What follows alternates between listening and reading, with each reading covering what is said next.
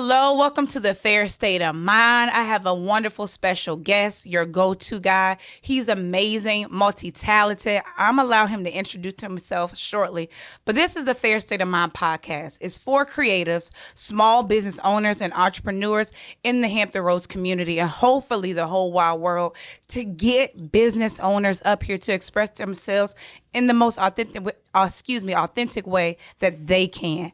So, special guest, Jerez in the house. How are you doing, Jerez? I'm well, babe. How are you? The fashion stylist, the icon. How are you doing? I'm well. I can't complain. I won't complain. I won't complain. Amen. Let's get right into it. Let's do it. Why did you start your businesses, excuse me? I didn't choose to do this. It chose me. Wow. Yeah, literally bloodline. Come on, bloodline.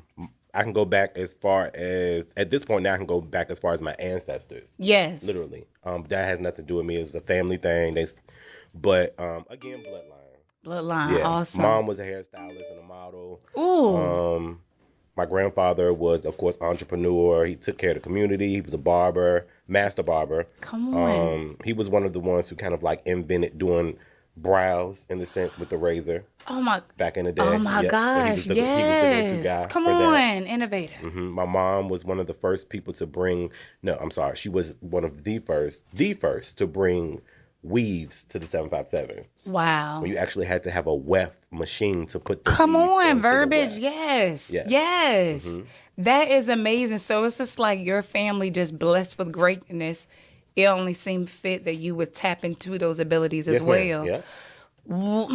How did you first start off? Because I know Jerez as a fashion stylist, as a fashion coach. He actually helped me with a lot of my walking when I was kind of hesitant coming back modeling, and he gives good techniques. So I know you in that realm. What was your first start as far as your business where you said, okay, Jerez is going to do this in the community because I believe it will bring this to my community, and that this is your gift. Yeah. So what was your start out?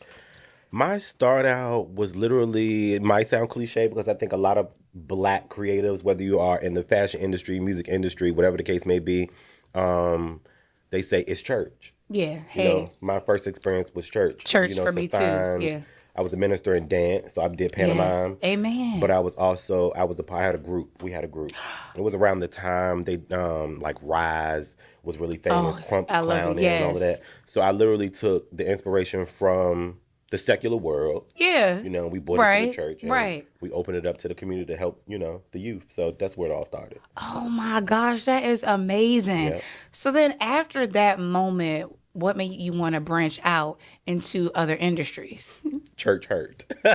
Oh, church hurt. Church hurt. Hey, Yes. it's a serious thing, man. It's a very serious thing. Could you just express more? What do you mean?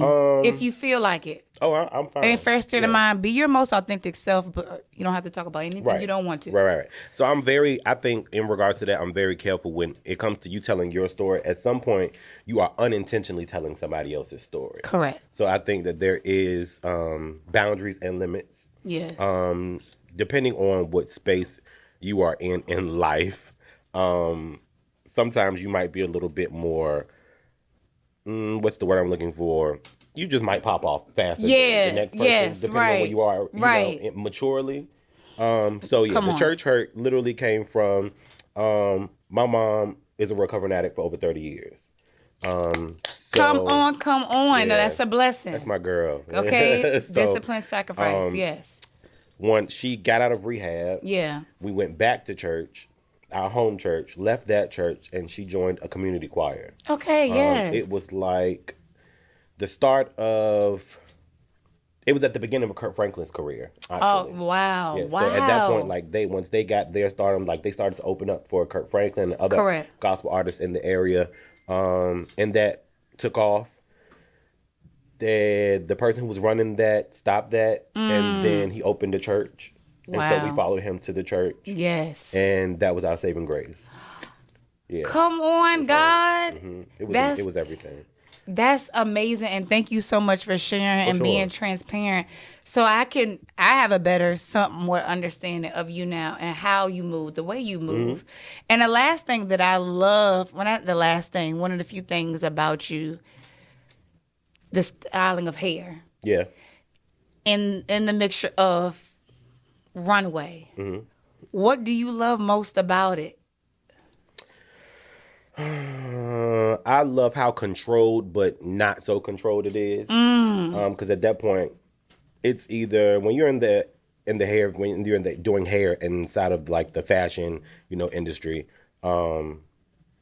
things can either go really, really simplistic, oh Lord, or it goes really, really big. Yes, there's really no gray area.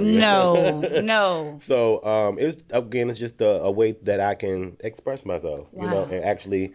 Take into consideration how somebody else is trying to express something, but able to help them like execute. Right. Yeah. If you had to choose a shape, what shape would it be and why? Oh wow. A shape. Probably a circle. Why a circle? It's full. It's everything go full circle. Start in whether you go one way or you go the opposite way, it still comes back around. So I think that's the shape I would. And the reason why I ask is like, do you feel like you being so talented, is everything always is going around for you in a circle? Do you always have starting points? Is there something new? Is there an ending factor for you, or is it never ending? Because you are a true creator. Thank you. I appreciate that, Ella. No problem. Yeah. It's really different because I come from a space before social media. As we know, I'm a true 80s baby. Okay. So, before social media, we had dial-up.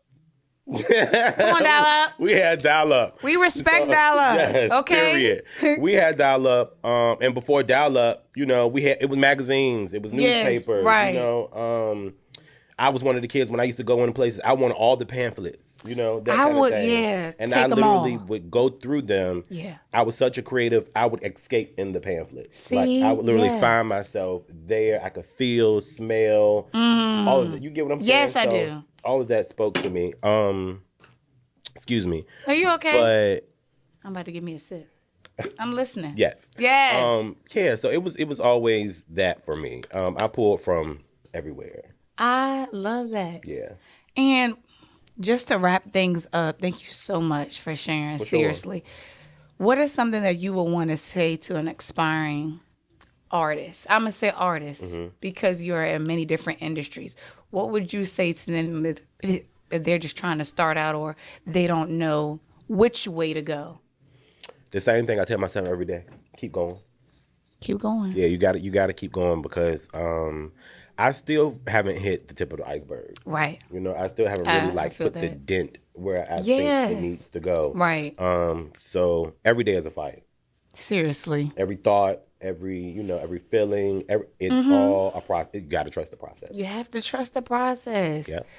Thank you so much. Please follow Jerez. Tell them how to follow you right now. Book them now. Right now. Instagram at Jerez Amadeus, Jerez Amadeus. And on Facebook. Facebook is Rezham, Rezham. Thank you so much, sir. Your go-to guy. It's the Phair State of Mind. Stay safe, healthy, and blessed. Peace out. Peace.